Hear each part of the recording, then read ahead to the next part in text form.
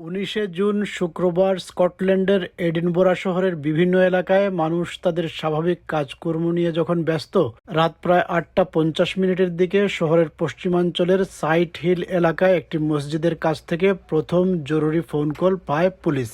খবরে বলা হয়, এক ব্যক্তি বড় ধরনের একটি অস্ত্র হাতে ঘোরাফেরা করছে এবং কয়েকজনের ওপর হামলা চালিয়েছে।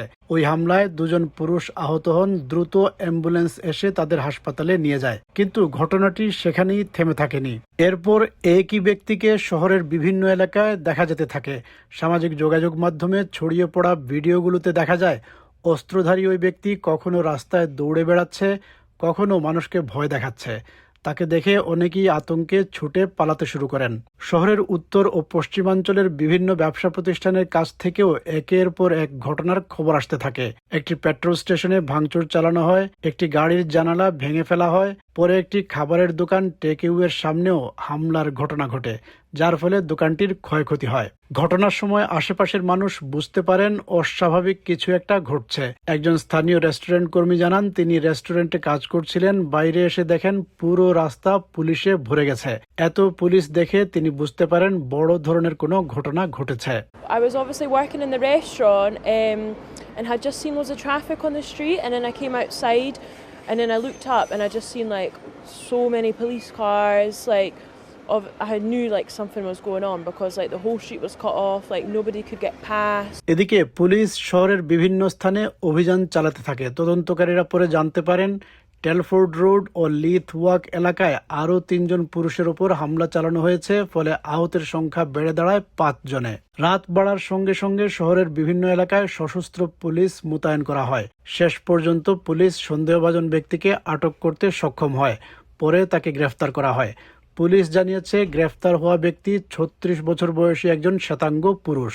ঘটনার পর পুলিশ জানায়, বর্তমানে জনসাধারণের জন্য আর কোনো তাৎক্ষণিক ঝুঁকি নেই, তবে হামলাগুলোর প্রকৃতি ও উদ্দেশ্য নির্ধারণে তদন্ত অব্যাহত রয়েছে। এ কারণে সন্ত্রাস বিরোধী কর্মকর্তারাও তদন্তে যুক্ত হয়েছেন। The first report originated from around 8:50 p.m. in the Sight Hill area, where 2 men were injured. They were taken to Edinburgh Royal Infirmary by ambulance.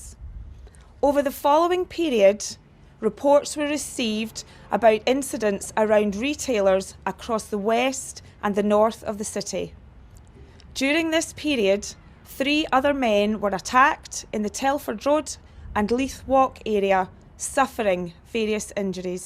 এদিকে মুসলিম সম্প্রদায়ের প্রতিনিধিরা দাবি করেছেন, আহতদের মধ্যে কয়েকজন মুসলিম ছিলেন এবং ঘটনাগুলো সন্দেহভাজন ইসলাম বিদ্বেষী হামলা হতে পারে। স্কটিশ অ্যাসোসিয়েশন অফ মস্কস এক বিবৃতিতে জানায়, সাম্প্রতিক সময়ে স্কটল্যান্ডে মুসলিম সম্প্রদায়, মসজিদ এবং ইসলামিক প্রতিষ্ঠানগুলোর বিরুদ্ধে যে শত্রুতা ও বিদ্বেষমূলক আচরণ দেখা যাচ্ছে, এই ঘটনাটি তারই সর্বশেষ উদাহরণ। This is all incredibly worrying, especially off the back of the violence that we saw in pockets across the country a couple of weeks ago in response to the pogroms that were happening in Belfast. And it's all added to a fear of alarm, a fear of concern, and a real fear for our safety within the Muslim community across Scotland. Police এখন একটি বিশেষ তথ্য সংগ্রহ portal চালু করেছে এবং ঘটনার বিষয়ে তথ্য জানা থাকলে তা তদন্তকারীদের জানানোর আহ্বান জানিয়েছে। তদন্ত এখনো চলছে, তবে শুক্রবার রাতের কয়েক ঘন্টার এই ঘটনা প্রবাহ এডিনবরার অনেক বাসিন্দার মনে আতঙ্কের ছাপ রেখে গেছে এবং মুসলিম সম্প্রদায়ের নিরাপত্তা নিয়ে নতুন করে প্রশ্ন তুলেছে।